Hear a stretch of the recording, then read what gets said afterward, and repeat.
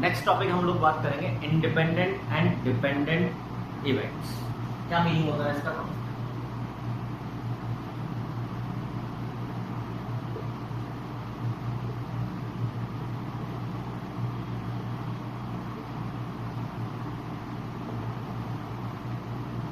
अब जैसा कि नाम से भी थोड़ा सा आइडिया लग रहा होगा, इंडिपेंडेंट इवेंट्स को क्या बोलेंगे? इंडिपेंडेंट हो, जिसका दूसरे के एक का दूसरे के ऊपर इफेक्ट ना आए। तो डेफिनेशन भी कुछ इसी तरह से होती है। पहले मैं डेफिनेशन बात कर रहा हूँ, तो हम लोग इसके अंदर बोलते हैं two events A and B are said to be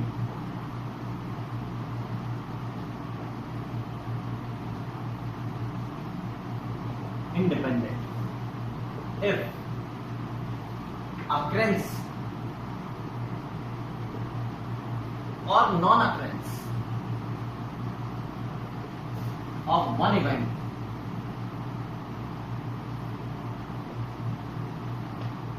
does not affect them.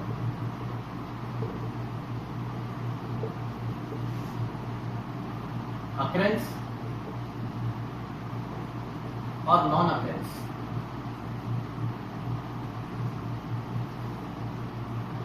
of other event.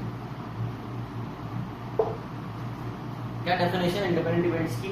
दो इवेंट्स को आप इंडिपेंडेंट कब बोलोगे? कि जब एक के होने या ना होने से दूसरे के होने या ना होने पर कोई इफेक्ट ना है, उसको हम लोग बोलेंगे इंडिपेंडेंट इवेंट। तो समझना तो ये लग रहा है कि आसान है कि हम लोग बोल सकते हैं दो इवेंट क्या वो अपने इंडिपेंडेंट के होने या ना होने से दूसरे के होने या ना होने पर कोई फर्क ना आए, कोई इफेक्ट ना आए, तो उसको बोलेंगे हम लोग इंडिपेंडेंट इवेंट्स। अब हम लोग बात करते हैं इंडिपेंडेंट इवेंट्स की मैथमेटिकल कंडीशन की।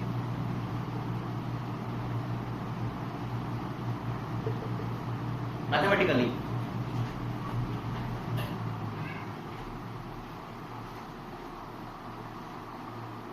events A and B are said to be independent if and only if P of A intersection B equal to P of A into P of B। इसको हम लोग बोलते हैं necessary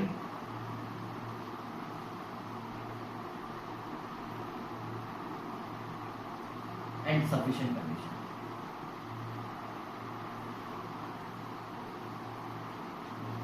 किसी भी दो इवेंट के इंडिपेंडेंट होने के लिए नेसेसरी सफिशिएंट कंडीशन है, यानी कि ये होना ही चाहिए, और सफिशिएंट भी यानी कि अगर ये है तो आप डायरेक्टली बोल सकते हो कि वो दोनों इंडिपेंडेंट इवेंट है।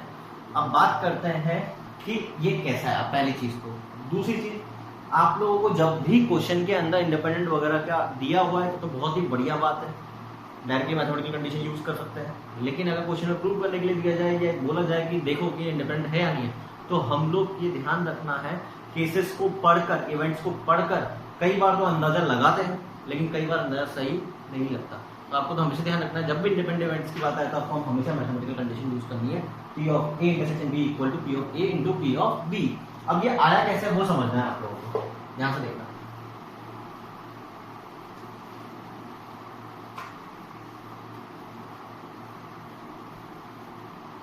अब आप लोग मेरे को ये बताओ कि P of A oblique B का मीनिंग क्या पढ़ा था हम लोगों ने? ये क्या है? Conditional probability. क्या मीनिंग पढ़ा था? Probability of A, probability of A when B has occurred. Yes और नो? आप सोचकर देखो कि A and B are independent, A and B are independent, तो इसका मीनिंग क्या निकलेगा? अगर वो एक इंडिपेंडेंट है तो इसका मतलब एक के होने या ना होने, तो दूसरे के होने या ना होने का कोई फर्क नहीं पड़ेगा। तो इसमें बोला गया प्रोबेबिलिटी एक ही बतानी है कब B है अकर, B के अकर होने के बाद कोई फर्क पड़ेगा क्या? नहीं, क्योंकि हम लोग बोल ही क्या रहे हैं? इंडिपेंडेंट इवेंट, यानी कि B के अकर होने से एक ही प्रोबेबिलिटी को कोई फर्क नहीं पड़ेगा। इसका मतलब हम लोग ये बोल सकते हैं क्या? P of A oblique B कितना आएगा सर? P of A जो पहले प्रोबेबिलिटी थी अभी भी वही प्रोबेबिलिटी होगी, B के होने या ना होने से कोई फर्क पड़ ही नहीं रहा, तो उसके होने से भी कोई फर्क नहीं पड़ेगा। मैंने क्या बोला समझा? अब इसका फॉर्मूला क्या पढ़ा था हम लोगों ने? P of A intersection B upon P of B, that means P of A intersection B equal to कितना आ गया? P of A into P of B का कोई धन है, और इसको निकाला कैसे वो भी आपको आना चाहिए, क्योंकि कई बार डायरेक्टली हम इसको भी यूज कर लेते हैं कि कंडीशनल प्रोबेबिलिटी का कोई फर्क पड़ेगा ही नहीं, जो पुरानी प्रोबेबिलिटी थी वही सेम प्रोबेबिलिटी रहेगी। क्यों? क्योंकि वो इंडिपेंडेंट इवेंट्स हैं। ये तो इंडिपेंडेंट इवेंट्स का मीनिंग हो गया। देख लो एक बात, अब आप लोगों को डालना नहीं,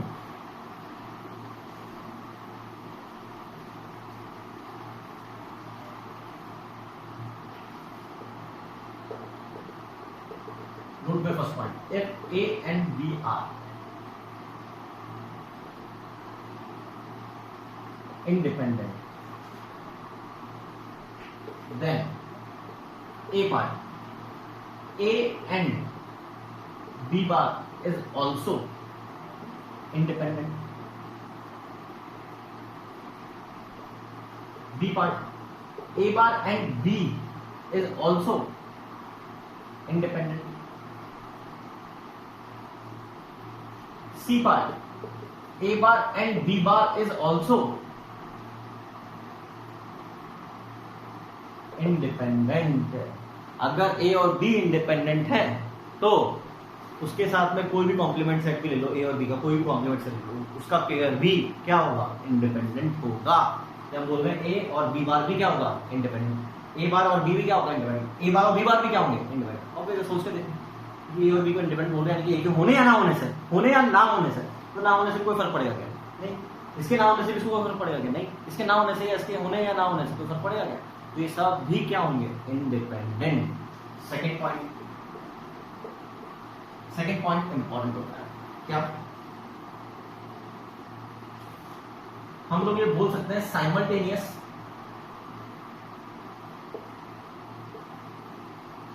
withdrawal is equivalent to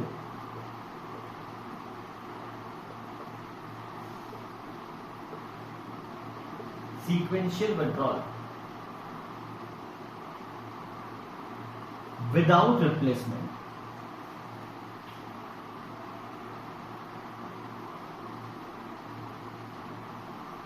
when all possible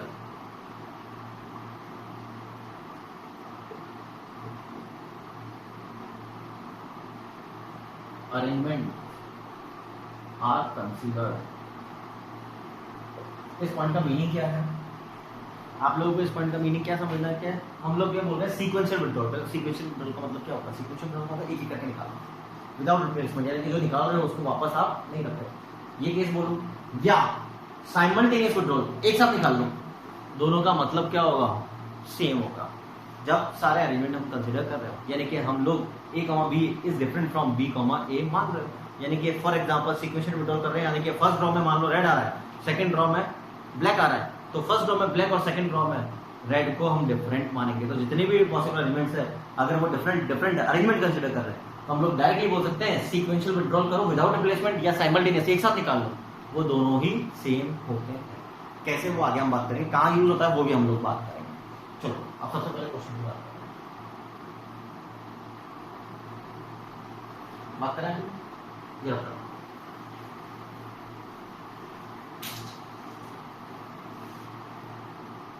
an experiment consists of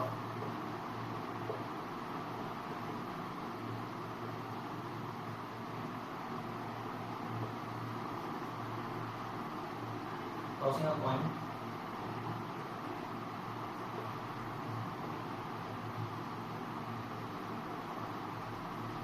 followed by throwing a die.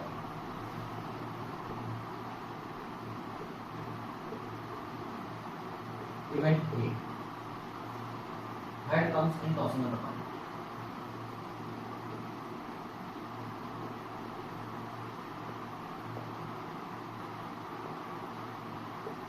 Event B. Prime number comes.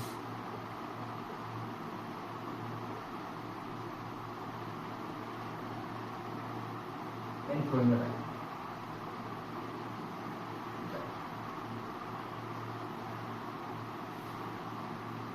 Then comment on A and B are independent और नॉट। हम लोगों को ये बताना है ए और बी इंडिपेंडेंट है या नहीं। अब एक बार आप खुद सोच के देखो पहले डायरेक्टली। हम लोग बोल रहे हैं क्या कि एक पॉइंट को उछाला, उसके बाद एक डाई को थोक करा। इवेंट ए है ये और इवेंट बी है ये। क्या हम लोग ये बोल सकते हैं दोनों इवेंट है? दोनों इवेंट बिल्कुल ही सेपरेट टाइप का है। एक जगह कॉइन की बात हो रही है, एक जगह डाई की बात हो रही है। तो हम लोग ये बोल सकते हैं जो भी यहाँ पे इवेंट डिफाइन हो रहे हैं पक्का है कि इंडिपेंडेंट होंगे, क्योंकि डाई के होने से कॉइन के ऊपर कोई फर्क आएगा या कॉइन के होने से कोई डाई के ऊपर कोई फर्क आएगा। तो हम इसको डायरेक्टली बोल सकते थे, लेकिन हम लोगों को बात करनी है मैथमेटिकली। मैथमेटिकली क्या बात करेंगे? पहले तो ये बताओ सैंपल स्पेस क्या बनेगा। हेड आ जाए इस पे H6, फिर टेल 1, टेल 6। अब हम लोगों को बात करनी है P ऑफ A, क्योंकि इंडिपेंडेंट के लिए चेक करेंगे P of A intersection B equal to P of A dot P of B। तो P ऑफ A कितना आएगा? हेड आने की प्रोबेबिलिटी कितनी होती है? 1/2। P of B prime number आने की प्रोबेबिलिटी कितनी होती है? 1/2। A इंटरसेक्शन B हेड की और प्राइम नंबर की। हेड के साथ प्राइम नंबर आने के कितने केसेस हैं? 3। और टोटल कितने केसेस हैं? 12। तो कितना आंसर आ जाएगा? 1/4। अब P of A dot P of B करो, कितना आ रहा है? So A and B are independent. Next.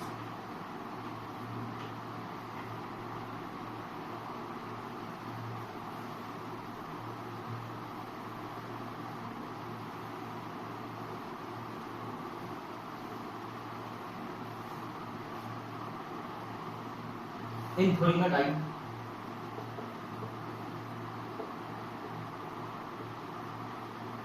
event A, prime number comes,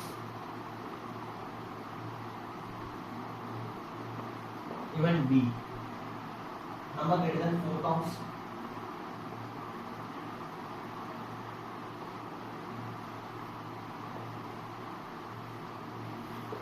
then check A and B are independent। अरे बात चलो P ऑफ A कितना होगा पहले ये बताओ। Prime number comes again 1/2। P of B number greater than 4 comes. 4 से बड़े कितने नंबर होते हैं? 2। Total 6 1/3। P of A intersection B क्या बोलोगे इसके अंदर?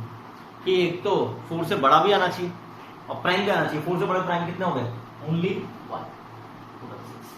क्या ये P of A dot P of B है? यस और नो? तो इसका मतलब A एंड B कौन सा आ गया? इंडिपेंडेंट। अब मेरे को आप लोग एक बार क्वेश्चन पढ़ो। एक ही डाई को फेंक रहे हैं, एक इवेंट बात कर रहे हैं प्राइम नंबर कम और एक इवेंट बात कर रहे हैं हम लोग नंबर ग्रेटर देन 4 कम। तो क्या हम लोग कमेंट डायरेक्टली कर पाते हैं क्या कि ये इंडिपेंडेंट है या नहीं है? क्योंकि एक ही इवेंट के अंदर बात हो रही है। हो सकता था कि इसका इफेक्ट दूसरे पे आ जाए, हम लोग कमेंट नहीं कर पा रहे थे। तो हम लोगों को हमेशा क्या ध्यान रखना है? हमको हमेशा मैथमेटिकली चेक करना है। ये बड़ा है हम लोग। Next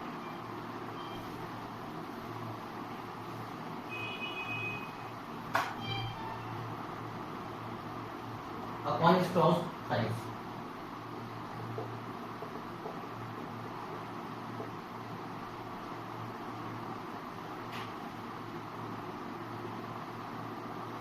Event A. Head on 1 first.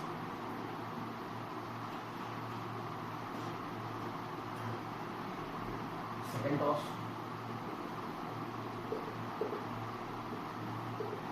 Tail on. Second toss. Event C. Tail on. Third toss. Check. A and B or B and C are independent or not। हम लोगों को इन दोनों पेयर्स को चेक करना है। सबसे पहले तो हम लोगों ने कितनी बार उछाला है? कॉइन को 3 बार उछाला है, उसका सैंपल स्पेस कितना बन गया, उसके अंदर कितने एलिमेंट आएंगे 8, हम लोग बोल सकते हैं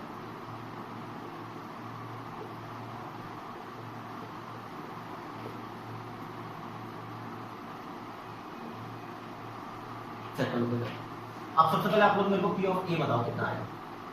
चलो हेड ऑन फर्स्ट टॉस, कितने में टॉस पे आ रहा है, 1 2 3 4, यस और no, 4/8 becomes 1/2। P of B बताओ, tail on second toss, tail on second toss, 1 में 2 में 3 में 4। P of C, tail on third toss, again 4/8 1/2। अब आप लोग मेरे को बताओगे A intersection B, A intersection B का मतलब क्या निकल रहा है, head on first and tail on second, head on first and tail on second, नहीं head on first tail on second, पहला case head on first tail on second, दूसरा case 2/8 becomes 1/4। क्या ये P of A dot P of B है क्या? इसका मतलब A और B तो क्या है, इंडिपेंडेंट। अब P of B intersection C की बात करते हैं, बात करें चलो। B इंटरसेक्शन C का मतलब क्या है, सेकंड और थर्ड टॉस पे कितना आना चाहिए, यस क्या A। चलो सेकंड और थर्ड, सेकंड और थर्ड, सेकंड और थर्ड, यस और नो, तो इसका मतलब 2/8 1/4। क्या ये P of B dot P of C है, यस। यानी कि हम लोग बोल सकते हैं A, B and B, C are independent। Check कर लो,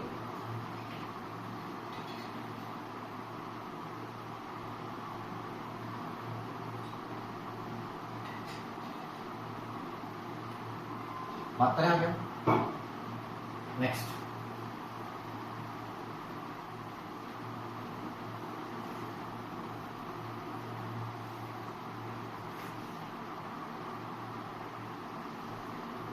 if A and B are independent and exhaustive events and A is not a sure event, then show that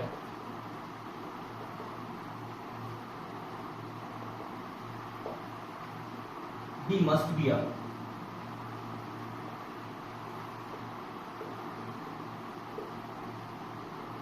sure event। हम लोगों को बोला गया है कि A और B क्या इंडिपेंडेंट है, साथ में एग्जॉस्टिव है। तो हम लोगों को बोला गया है A श्योर इवेंट नहीं है, तो B पक्का है कि श्योर इवेंट होगा। अब एक एक चीजों का मीनिंग बताओ। A और B इंडिपेंडेंट है, इसका मीनिंग क्या निकालेंगे हम लोग, P of A intersection B equal to P of A dot P of B। A और B एग्जॉस्टिव का मीनिंग क्या निकालेंगे, yes A union B equal to कितना आ रहा है S, तो इसका मतलब P of A union B का क्या फार्मूला बनेगा 1, कोई डाउट।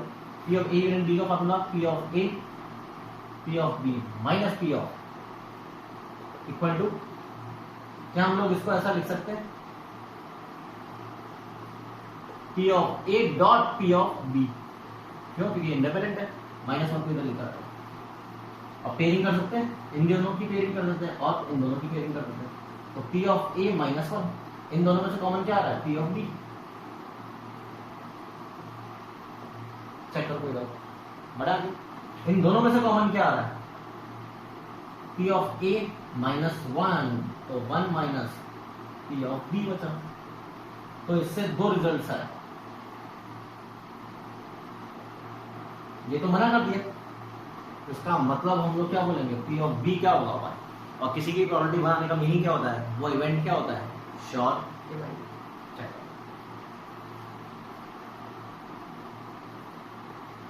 बना क्या हमको। Next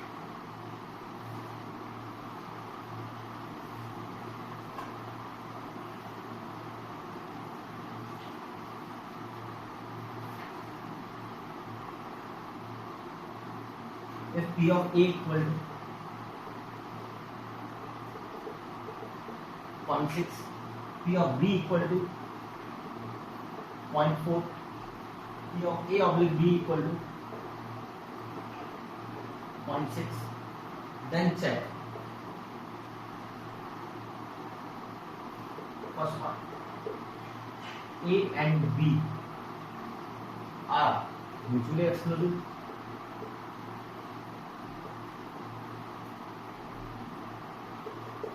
Second part, A and B are exhaustive.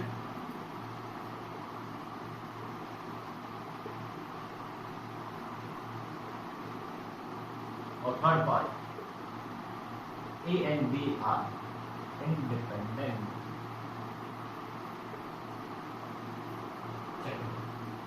चौथा part, find P of A bar oblique B bar. Fifth part, find P of A intersection B bar upon A. चलो एक बात क्वेश्चन देख लो पहले। क्वेश्चन में हम लोगों को 3 इन्फॉर्मेशन दे रखी है और हमको ये पूछा गया है क्या हम लोगों को इन सबके मीनिंग क्लियर है? म्यूचुअली एक्सक्लूसिव याद करो या डिसजॉइंट यानी कि ए और बी के बीच में कुछ भी कॉमन नहीं होना चाहिए। एग्जॉस्टिव, एग्जॉस्टिव का मीनिंग कि उन सबको कंबाइन करने पर सैंपल स्पेस आ जाए, या आप बोल सकते हैं उनके यूनियन की प्रॉपर्टी कितनी आ जाए 1, तो भी उसको क्या बोल देंगे एग्जॉस्टिव। तीसरा इंडिपेंडेंट, इंडिपेंडेंट के लिए P of A intersection B equal to P of A dot P of B, और ये तो वैल्यूज है फॉर्मूले, इसके हिसाब से हमको निकालनी है वैल्यू। अब आप लोगों को जो वैल्यूज दे रखी है आपको उस पर ध्यान देना चाहिए।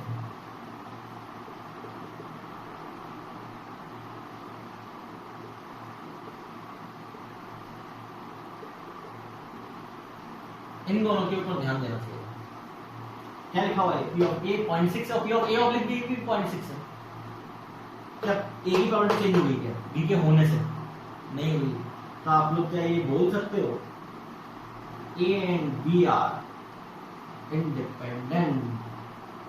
याद आ रहा था हम लोगों ने डेफिनेशन पढ़ी थी, इसका मीनिंग यही तो होता है कि B के होने या ना होने से A की प्रॉपर्टी को कुछ इफेक्ट ना है। इसका मतलब हम लोग ये बोल सकते हैं A और B क्या हो गए इंडिपेंडेंट। तो इसका मतलब पहला वाला तो यस ये ट्रू है, थर्ड वाला पार्ट। अब हम लोगों को म्यूचुअली एक्सक्लूसिव की बात करनी है, कोई डाउट?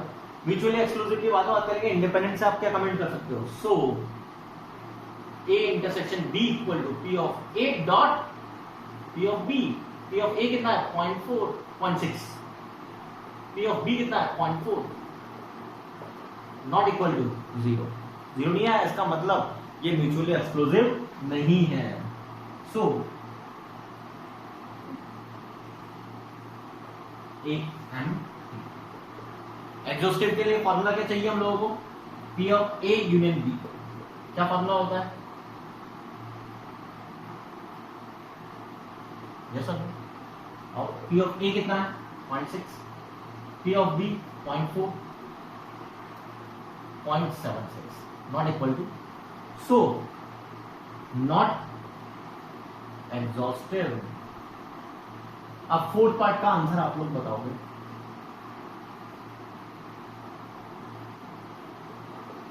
ए बार और बी बार। अब याद आ रहा है कि अगर ए और बी इंडिपेंडेंट हो तो ए बार और बी बार भी इंडिपेंडेंट होंगे। तो क्या इसका मीनिंग हम लोग डायरेक्टली P of A बार लिख सकते हैं? P of A बार कितना आएगा? यस 0.4। चेक करो। फिफ्थ पार्ट की बात करेंगे हम, पहले एक बार इसको देखते हैं।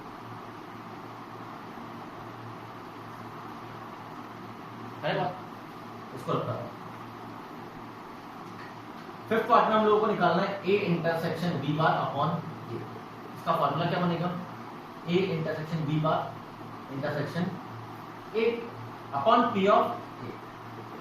ऊपर वाले का यही आएगा। यस और नो?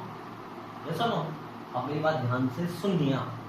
क्या इसका मीनिंग आप लोग ये लिख सकते हो? क्या फॉर्मूले से भी कर सकते हो, कोई दिक्कत नहीं, लेकिन मैं तो ये बोल रहा हूँ कि ये लिख सकते हैं क्या? और इसको हम लोग डायरेक्टली क्या ये बोल सकते हैं क्या? P of B बार। क्यों? A और B इंडिपेंडेंट है तो B बार और A भी तो इंडिपेंडेंट होंगे। और P of B बार कितना है? यस 0.6। और वरना इसका फॉर्मूला क्या होता है? P of A minus P of A intersection B। इससे भी सेम आंसर आएगा। Check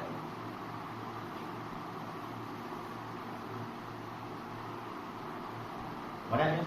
Next.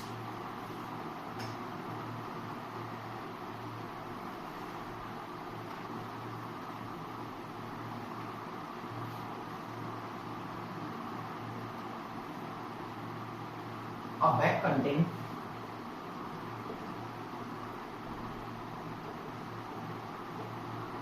2 red, 3 white and 4 black balls.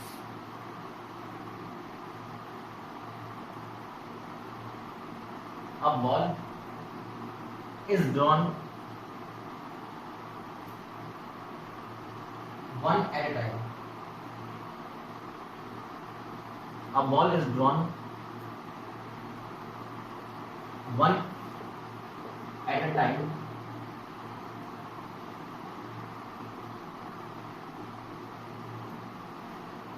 with replacement.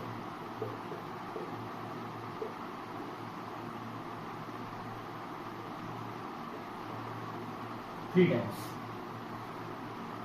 Find the probability that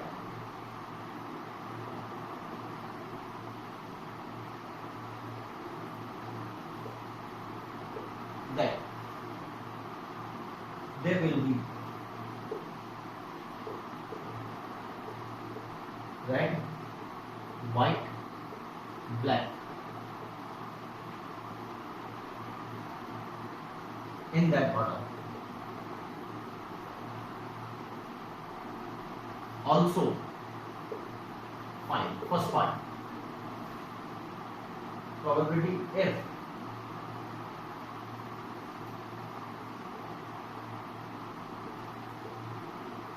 if there is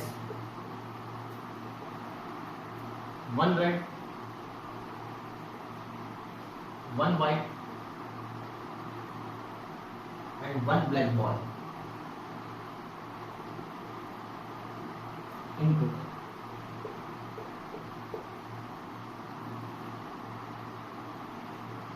Next, second part. Find the probability in both cases. If balls drawn were not replaced, find the probability in both cases.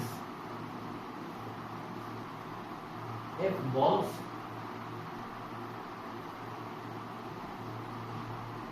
not replaced. Third part. Find the probability of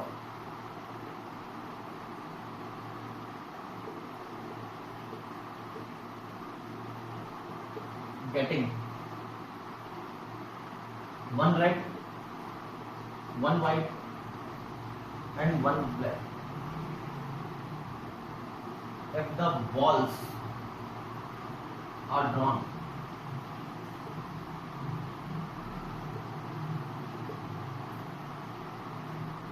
simultaneously. अब इस question के total 4 part है कि question में, और ये 3 part है, 4 part है। अब पहले तो क्वेश्चन का मीनिंग समझते हैं, तब जाके हम लोग आगे बात कर पाएंगे। हम लोगों को पहले स्टार्टिंग में कितनी बॉल्स दे रखी है? 2 रेड है, 3 व्हाइट है और 4 ब्लैक बॉल है। हम लोगों को एक एक करके कितनी बॉल्स निकालनी है? 3 बॉल्स निकालनी है। 3 बॉल्स निकालने के बाद हम लोगों को फर्स्ट पार्ट में निकालना है कि अगर हम लोग इसी ऑर्डर में बॉल्स निकालें तो उसकी प्रोबेबिलिटी क्या होगी। तो सबसे पहले तो आंसर क्या आ जाएगा? ऑर्डर क्या है? फिक्स है। क्या? रेड, फिर व्हाइट, फिर ब्लैक। तो आंसर कितना आएगा? रेड बॉल निकालने की प्रोबेबिलिटी कितनी होगी? 2/9। टोटल बॉल्स कितनी है? 5 + 4 9। विद रिप्लेसमेंट बोला, यानी रख दिया आपने, वापस रख दी। तो व्हाइट बॉल निकालने की प्रोबेबिलिटी कितनी हो जाएगी?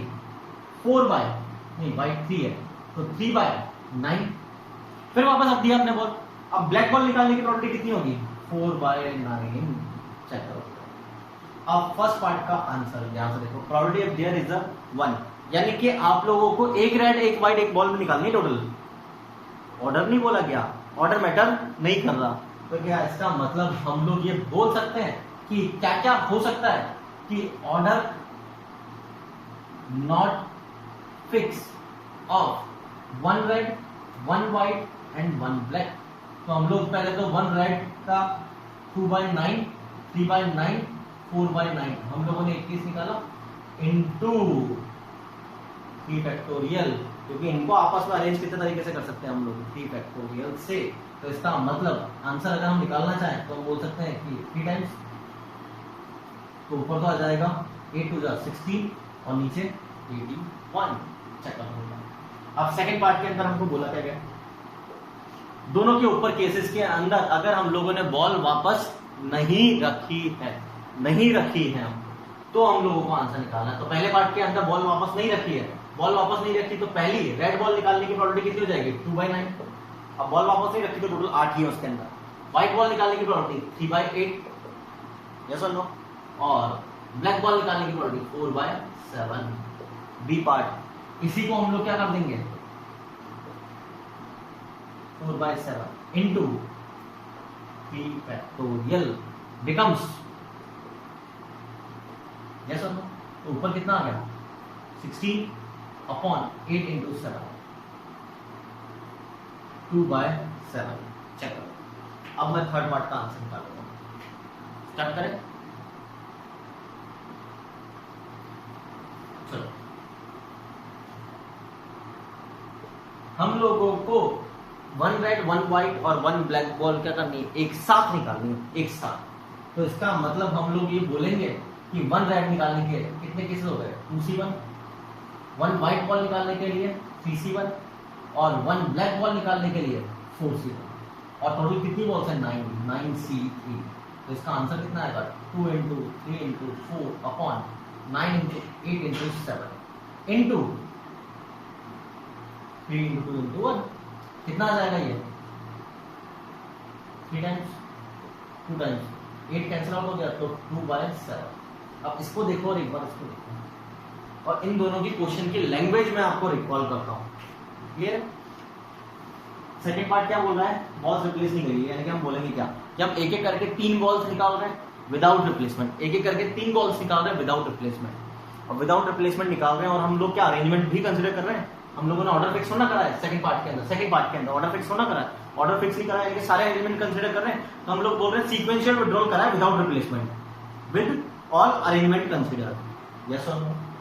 अब इसके अंदर हम लोगों ने साइमल्टेनियस विड्रॉल करा है, एक साथ निकाल के बोलो तो भी दोनों का आंसर सेम आएगा। ये और ये सेम नहीं हो पाएंगे क्योंकि इसके अंदर आपने ऑर्डर फिक्स कर दिया, अरेंजमेंट कंसिडर नहीं हो रहे, ये आपको ध्यान रखना है। चेक करो, बढ़ा क्या, next.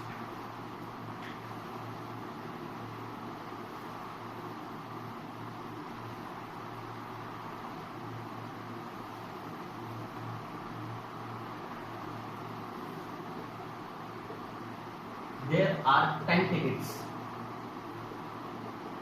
in a bag in which 4 printed with letter P and 6 printed with I. First part, if 3 tickets are drawn 1 by 1 without replacement,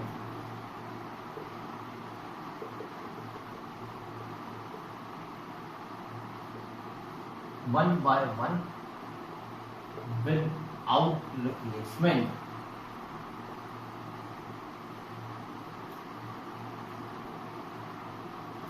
and kept in same order,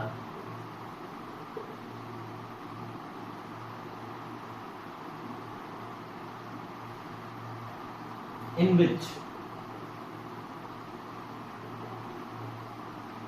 they are drawn.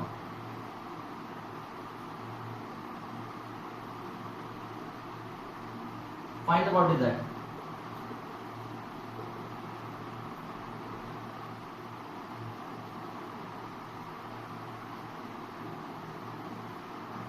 That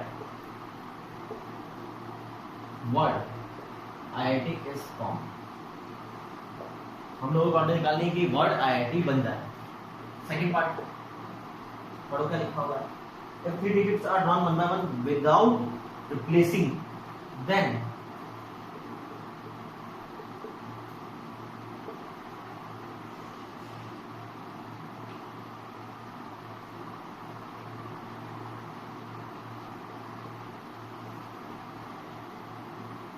without replacing,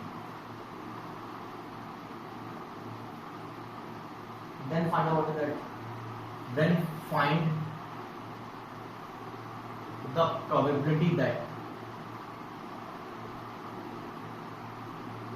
you can make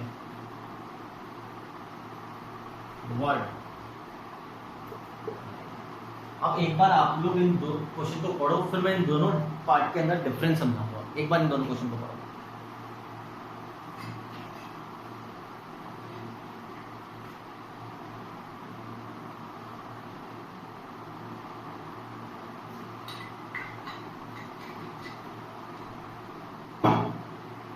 बात है इन दोनों question में बोला क्या गया है? बोला गया है 3 टिकट निकालना है, दोनों के अंदर 1 by 1 और विदाउट रिप्लेसमेंट, वापस नहीं रखा, ठीक है। लेकिन पहले वाले पार्ट के अंदर हम लोगों ने क्या करा है, ऑर्डर फिक्स कर रखा है। और दूसरे वाले में बोला गया you can make the word IIT, यानी कि किसी भी ऑर्डर में निकले वो हम लोग बना तो सकते हैं। कि हम लोगों को बनाने के लिए चाहिए क्या होगा, 2 I और 1 T, 2 I और 1 T। तो फर्स्ट पार्ट के अंदर हम लोग ये बोलेंगे कि ऑर्डर फिक्स करा है किसका, IIT का। तो फर्स्ट I निकालने की प्रोबेबिलिटी कितनी होगी, टोटल टिकट 10 है, 6 I से प्रिंटेड है, तो 6 by 10 विदाउट रिप्लेसमेंट, तो 9 रह गए और 5 I है। अगला I निकालने की प्रोबेबिलिटी 5 by 9, अगला T निकालने की प्रोबेबिलिटी 4 T है, और बचे कितने, second part order not fix. हम लोगों को कितने चाहिए, 2 I, पहले तो हम लोग निकाल लेते हैं। पहला I निकालने की प्रोबेबिलिटी 6 by 10, 5 by 9 और 4 by 8 इनटू, किसी को ऑर्डर में आ सकते हैं तो उसको अरेंज करने के तरीके कितने, एक तरह से 3 फैक्टोरियल अपॉन 2 फैक्टोरियल, चेक करें।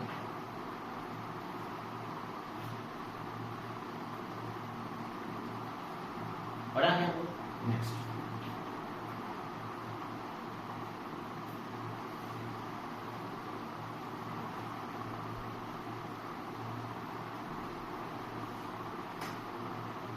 critics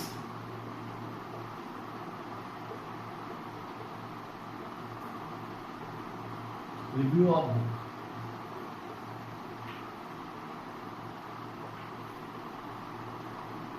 odds in favor of the books,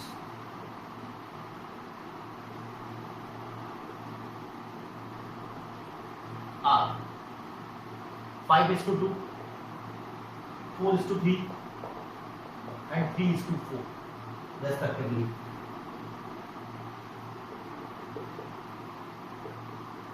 For the 3 critics, find the probability that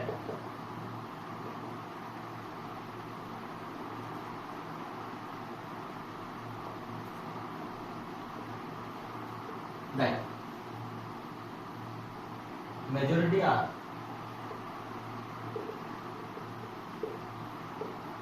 in the favor of book. 3 critics के हम लोगों को बोल रखे हैं ऑड्स इन फेवर दे रखे हैं, तो 3 क्रिटिक्स का नाम हम लोग बोल देते हैं ABC से, क्रिटिक्स आर ABC। तो हम लोगों को क्या दे रखा है, odds in favour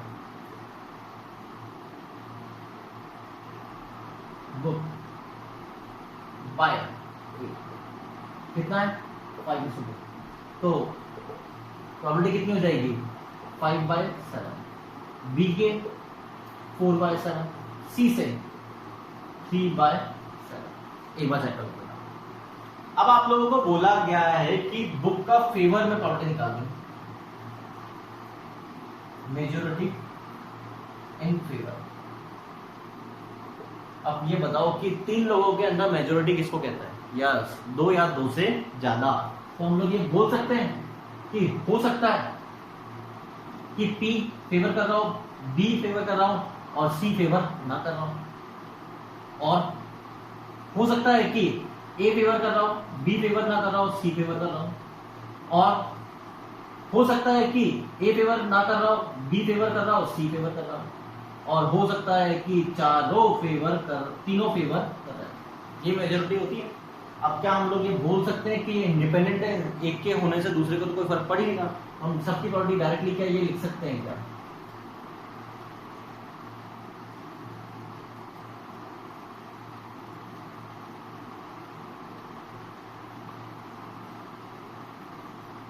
plus P of A, P of B, P of सी।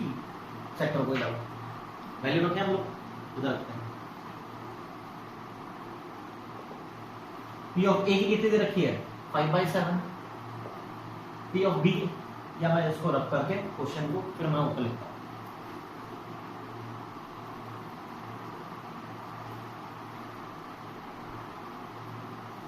तो ए की कितनी है? 5/7। बी की कितनी है? 4/7। सी बार की कितनी होगी? 4/7।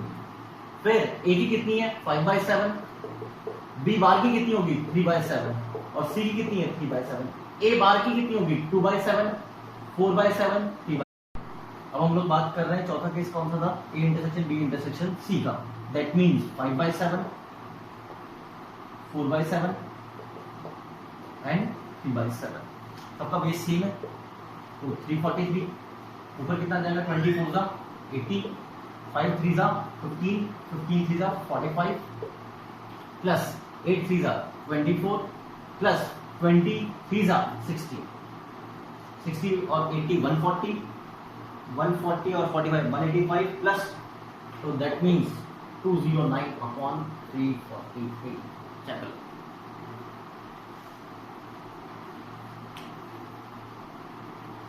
Next question.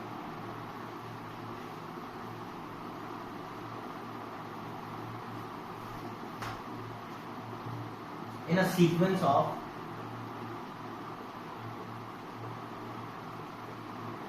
independent trials,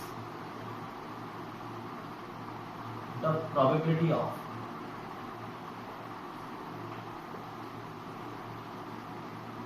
success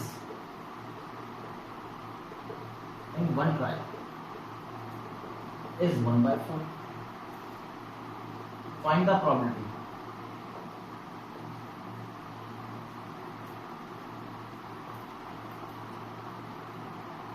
that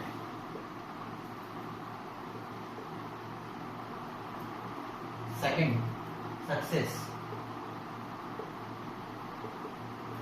take place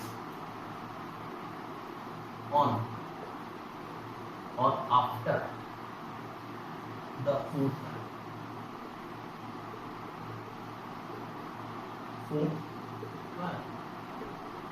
पहले एक बार क्वेश्चन पढ़ो। हम लोगों को बोला गया है सक्सेस की प्रोबेबिलिटी कितनी है? 4, 1/4। सक्सेस की प्रोबेबिलिटी कितनी है? 1/4। अब हम लोगों को बोला गया है ट्रायल्स करते रहना है और हम लोगों को ये प्रॉब्लम निकालनी है कि जो सेकंड वाला सक्सेस है वो कब मिलनी चाहिए? या तो फोर्थ ट्रायल पे मिलनी चाहिए या फोर्थ के बाद मिलनी चाहिए। तो इसका मतलब क्या निकलेगा? सेकंड सक्सेस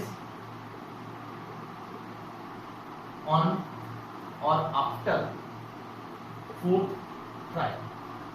इसका मीनिंग ये निकलेगा क्या? जो फर्स्ट ट्रायल है, फर्स्ट सक्सेस है, क्या मैं ये बोल सकता हूं वो इन तीनों में से कहीं आई होगी? 1 सक्सेस एंड 2 फेलियर। यस और यही हुआ होगा इन 3 ट्रायल्स के अंदर। क्या हुआ होगा? एक तो सक्सेस आया होगा क्योंकि बोला है सेकंड सक्सेस, यानी कि एक सक्सेस पहले आ चुकी है, तो एक सक्सेस कहां होगी वो पता नहीं है फिलहाल। हम लोगों ने बोला इनमें एक सक्सेस आया होगा और 2 क्या होंगे? फेलियर। अब हम लोग बात करना चाह रहे हैं फोर्थ ट्रायल की। ये फोर्थ ट्रायल, अब फोर्थ ट्रायल में सक्सेस आ सकती है तो हम लोग उसको क्या बोल देंगे? ये फोर्थ ट्रायल में सक्सेस आ गई। या जरूरी थोड़ा फोर्थ ट्रायल में सक्सेस आ जाए। फोर्थ ट्रायल पे हो सकता है क्या आ जाए? फेलियर। और फिर क्या आ जाए? फिफ्थ ट्रायल पर सक्सेस आ जाए। या जरूरी थोड़ा फिफ्थ ट्रायल पे भी सक्सेस आ जाए। हो सकता है फिफ्थ ट्रायल पे फेलियर, फिर सिक्स्थ ट्रायल पर। या क्या मैं ये बोल सकता हूँ ये इनफाइनाइट प्रोसेस है, ये चलता जाएगा। ये जरूर होना है बार बार फेलियर। सेकंड सक्सेस कहाँ है? इनफाइनाइट प्लेस पर। यस और तो ये क्या है? इनफाइनाइट प्रोसेस हो गया। अब हम इसकी बात कर रहे हैं। हम लोगों ने बोला है कि एक सक्सेस और 2 फेलियर है, तो आप बोलोगे सबसे पहले आपके दिमाग में क्या आना चाहिए कि कौन सी जगह सक्सेस आएगी? हो सकता है कि इधर सक्सेस 2 फेलियर, इधर हो सकता है 1 फेलियर, इधर 1 सक्सेस फेलियर, हो सकता है 2 फेलियर और 1 सक्सेस। तो ऐसा कितने केस हो जाएंगे? 3।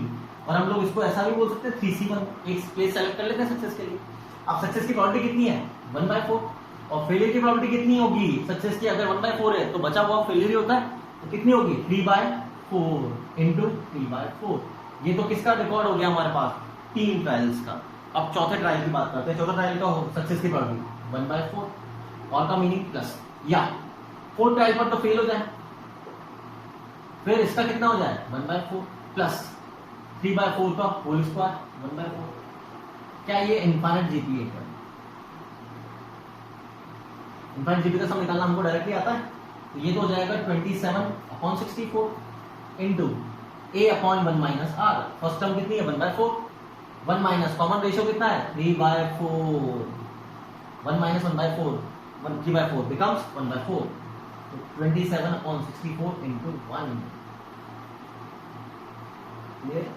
अब मैं आपसे एक जनरल क्वेश्चन भी पूछूंगा, ये तो आ गया ठीक है कर गया, मैं आपसे यहाँ पर पूछूंगा, ठीक है?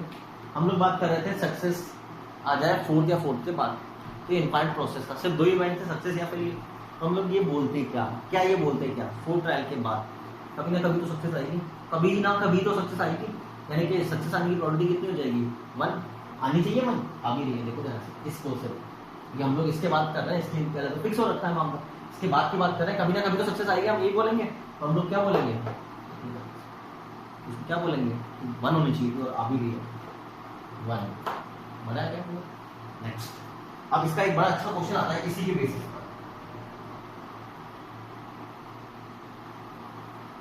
ध्यान से देखना है। ये आपका book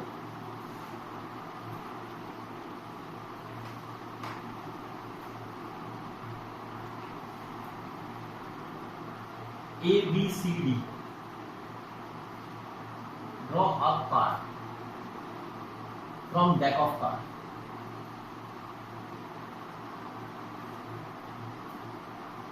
Successively in the order given.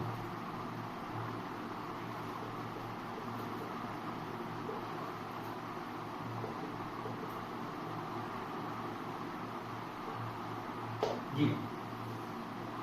If then person who draws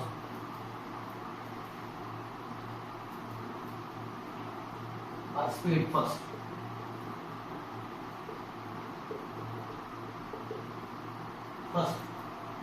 with the match, win the match, find the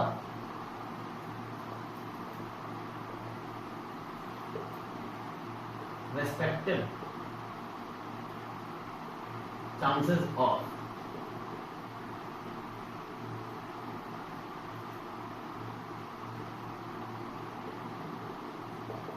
winning the match। अब आप लोगों को पहले मैच का मीनिंग समझ में आ रहा है कि ये मैच है कैसा मैच चल रहा है।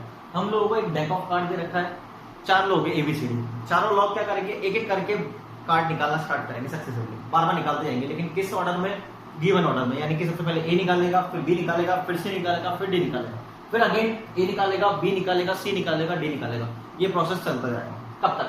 ध्यान से देखना। If then person who draws a spade first, यानी कि जो भी पर्सन सबसे पहले स्पेड निकाल देगा, जो भी पर्सन सबसे पहले स्पेड निकाल देगा वो गेम जीत जाएगा और गेम खत्म हो जाएगा। यस और नो? अब आगे पढ़ो क्या लिखा हुआ है। तो हम लोगों को निकालना है इन चारों के जीतने की प्रोबेबिलिटी, निकालनी गेम जीतने की प्रोबेबिलिटी। तो सबसे पहले तो आप लोग मेरे को ये बताओगे कि स्पेड की प्रोबेबिलिटी क्या होगी। हम लोग ये बोल सकते हैं डेक ऑफ कार्ड के अंदर कितने स्पेड्स होते हैं 13 और टोटल कार्ड्स 52, तो आंसर कितना हो गया 1/4। अब हम लोगों को क्या बात करनी है, प्रोबेबिलिटी ऑफ ए विन। तो क्या मीनिंग है इसका, प्रोबेबिलिटी ऑफ ए विन का मीनिंग क्या है? क्या हम लोग इसका मीनिंग ये बोलेंगे क्या कि सबसे पहले कार्ड निकालना किससे चालू करा? ए। बिल्कुल सही बात है, पहला कार्ड निकाला। क्या ये पॉसिबल है क्या कि पहला कार्ड है निकाला और वो ही क्या आ जाए स्पीड? हो सकता है, गेम वही खत्म। यस और नो? तो हम लोग उसको क्या बोलेंगे कि उसने निकाला कार्ड और वही गेम खत्म। या जरूर होना कि सही हो, या ये तो पॉसिबिलिटी है, तो हम लोगों ने पहली पॉसिबिलिटी कंसीडर कर ली। या अब पहली बार उसने कार्ड निकाला और स्पीड ना आए, तो लेकिन आपको जितवाना तो किसको है? ए को। सोच कर देखो, पहला कार्ड निकाला और ए नहीं आया, ए का स्पीड नहीं आया, तो जितवाना ए को है। तो इसका मतलब आप लोग क्या बोलोगे कि बी सी डी की भी स्पीड नहीं आने चाहिए, तभी तो ए का नंबर आएगा दोबारा, वरना तो ए का नंबर दोबारा आएगा ही नहीं। तो इसका मतलब हम लोग क्या बोलेंगे कि चारों के स्पीड नहीं आने चाहिए। फिर दूसरा राउंड चालू होगा गेम का, दूसरे राउंड में दोबारा नंबर किसका आएगा सबसे पहले, ए का, और हो सकता है उसके अंदर स्पीड आ जाए। तो हम इसको लिखेंगे कैसे, ए bar B bar C bar D बार, चारों का स्पीड नहीं आया। फिर दोबारा नंबर सेकंड राउंड में पहली बार में हो सकता है कि किसका नंबर आ जाए, ए का, जरूर थोड़ा कि ए का नंबर आ जाए। क्या मैं ये बोल सकता हूं ऐसा सेकंड राउंड में भी हो सकता है कि ए का नंबर ना आए, तो फिर हम लोग फिर क्या बोलेंगे, सेकंड राउंड में भी किसी का स्पीड नहीं निकलना चाहिए। That means A bar B bar C bar D bar का होल स्क्वायर, फिर थर्ड राउंड के अंदर ए का आ जाए। क्या मैं ये बोल सकता हूँ ये कितना प्रोसेस है, इनफाइनाइट प्रोसेस है। ए की प्रोबेबिलिटी कितनी है, ए जीतने की, ए के स्पीड आने की प्रोबेबिलिटी कितनी होगी 1/4 प्लस चारों का स्पीड नहीं आना चाहिए, तो 3/4 की पावर 4, फिर ए का स्पीड आना चाहिए 1/4 एंड सो ऑन। क्या ये इनफाइनाइट जीपी है?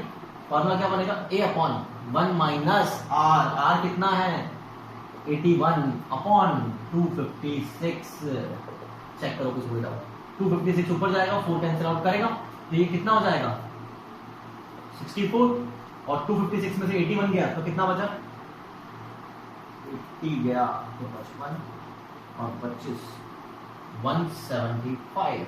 चेक करो अब बी का, हम लोगों को अगर बी को जितवाना है, बी कब जीतेगा, सबसे पहला राउंड स्टार्ट हुआ और सबसे पहला नंबर किसका लगेगा, ए का। अब बी को जितवाना है तो आप क्या बोलोगे कि ए का स्पीड नहीं आना चाहिए, इसका मतलब आप बोलोगे ए का स्पीड नहीं आना चाहिए और बी का स्पीड आना चाहिए।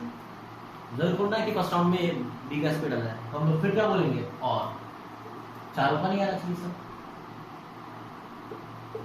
यस और नो, इनटू ए बार इनफाइनाइट प्रोसेस, इसकी प्रोबेबिलिटी 3/4 इंटू 1/4, 3/4 का पावर 4 इंटू 3/4 इंटू 1/4। क्या मैं ये बोल दूं इन सब में से कॉमन क्या आ रहा है 3/4, और सेम क्वेश्चन ऊपर वाला बन गया, तो 3/4 टाइम्स ऑफ 64 अपॉन 175, 1648 अपॉन 175। अब हम लोगों को सी को जितवाना है, सी तभी पहुंच पाएगा ना जब ए भी ना निकाले, बी भी ना निकाले, फिर सी निकाल दे, फिर इनफाइनाइट प्रोसेस सेम चालू हो जाएगा। तो हम लोग इसकी प्रोबेबिलिटी क्या बोलेंगे 3/4 इंटू 1/4, यस और नो। तो हम लोग डायरेक्टली ये बोल सकते हैं 9/16 ऑफ ए की 436 अपॉन 175 डी। इसके लिए क्या होगा, ए bar B bar C bar D, तो ये प्रोसेस चलता जाएगा। तो 3/4 का होल क्यूब इंटू 1/4, तो 27 अपॉन 64 इंटू 64 अपॉन 175 बिकम्स, अब एक काम करें, सबका एडिशन करो, सबका एडिशन करेंगे तो 175 अपॉन 175 1, का मतलब कोई ना कोई तो जीता है। ऑब्वियस है, कार्ड निकालना चालू कर रहे चारों, तो कभी ना कभी तो स्पीड आएगा, तो इसका मतलब उसकी प्रोबेबिलिटी कितनी होगी 1, किसी ना किसी की जीतने की प्रोबेबिलिटी क्या हो जाएगी 1। चेक कर लो एक बार, ये बड़ा इंपॉर्टेंट क्वेश्चन, और इसमें इंडिपेंडेंट इवेंट्स का क्या रोल आया, एक के निकलने या नहीं निकलने, दूसरे को कोई फर्क नहीं पड़ रहा, हम लोगों ने इन सब की प्रोबेबिलिटी को क्या करा है मल्टीप्लाई। चेक करो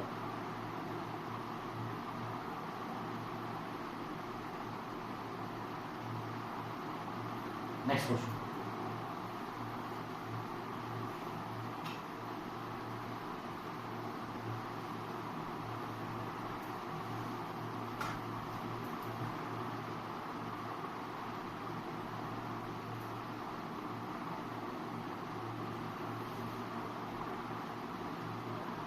cards are drawn one by one from deck of card. Find the dot in that.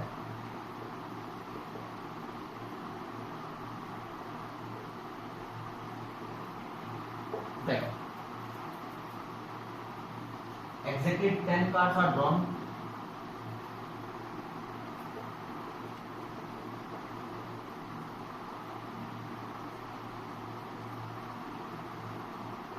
drawn before first ace appears.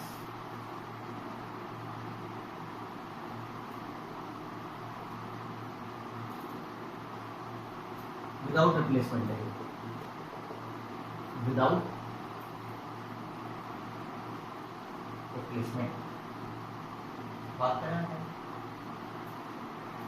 Next second part इसी का 10 cards are drawn.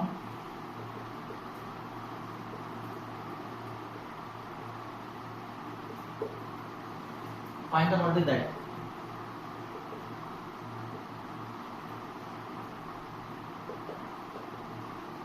That exactly 2 is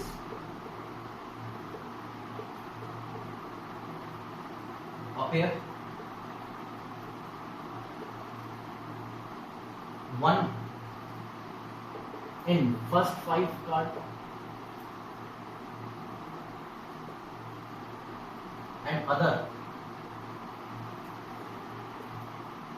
in last 5 draw. Again without replacement.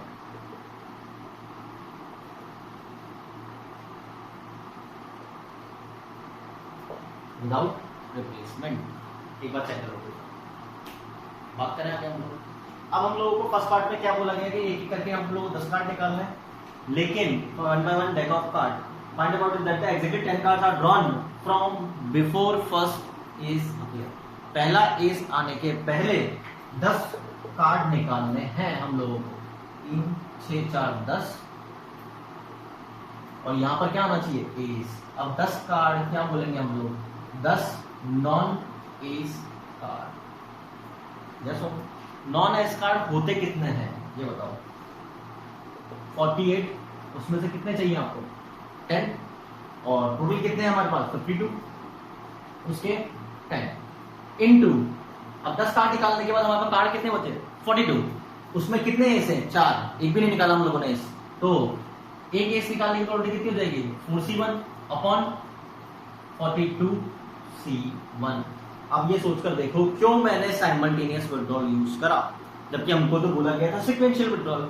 आप notice करिए without replacement बोला है, कोई भी arrangement consider कर सकते हैं, तो हम लोग ये बोल सकते हैं साइमल्टेनियस विड्रॉल यूज करो सर। साइमल्टेनियस विड्रॉल क्या बोल रहा है, साइमल्टेनियस विड्रॉल क्या बोल रहा है कि सीक्वेंशियल विड्रॉल के इक्वल हो सकता है without replacement when all arrangements are consider. हम लोगों का अरेंजमेंट कुछ भी ले सकते हैं कि पहले पे पहला डायमंड आया हो, दूसरा हार्ड आया हो, पहले पे हार्ड आया हो, दूसरे पे डायमंड आया हो, सारे अरेंजमेंट हम लोगों को कंसीडर करना है। इसका आंसर किया। अब सेकंड पार्ट में देखो क्या, टोटल ही आप लोगों को 10 कार्ड निकालना है, उसमें पहला एस इसके अंदर होना चाहिए 1 S and 4 other, 1 S and 4 other, yes और नो। सीक्वेंशियल विड्रॉल है, ऑल अरेंजमेंट्स कंसीडर करने हैं, तो हम लोग क्या बोलेंगे 1 एस, कौन सा एस, तो हम लोग क्या बोल देंगे 4C1 into 4C1 into other cards कितने होते हैं 48, 48 में से कितने चाहिए 4, तो 48C4 अपॉन 5 कार्ड्स की बात कर रहे हैं 52 में से। नोटिस करो, कोई डाउट बड़े आगे हम लोग नेक्स्ट बात कर रहे हैं इसकी।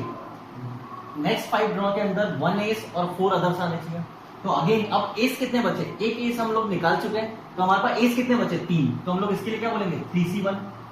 4 अदर कार्ड्स बच रहे हैं, 4 अदर कार्ड, पहले तो ये बताओ कि अदर कार्ड्स बचे कितने, 4 हम लोग यहाँ निकाल चुके हैं, तो कितने बचे हमारे पास 44, 44 में से कितने चाहिए हम लोगों को 4 upon upon again total cards कितने बचे, 5 कार्ड निकल चुके हैं यहाँ तक के विड्रॉल्स में, तो 52 में से 5 गए तो 47, 47 में से 5 कार्ड निकालते हैं, तो आंसर कितना जाएगा 47C5। चेक